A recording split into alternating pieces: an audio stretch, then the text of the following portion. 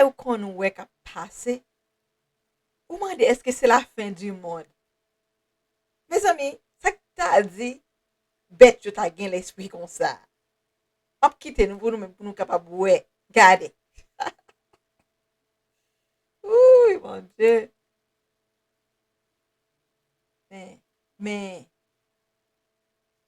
oh, oh, mais c'est Timon, non? Kadon miracle. L'autre là, même comme un gwe gare, li rete là, la pran kalot comme ça. Gade, gade comment la tremble. Mes amis, ça son crime. Oh, eh ben c'est madame ou, c'est petit ou. Ou just quitte la pran kalot comme ça. Gade, ja, adje. Mais kouri non.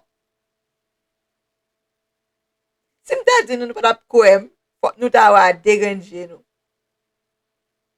Kouri! Si ou pe kouri! Ha! Ouh, Jésus, ça a fini. Tan fini sou nou la, oui. Oui. Eh bien, si c'est première fois vin sou channel la, pa bliye, follow nou ou du moins abonne. Ça dépend de qui que tu as regardé nous. Eh bien, c'est ton petit stress tout à retire.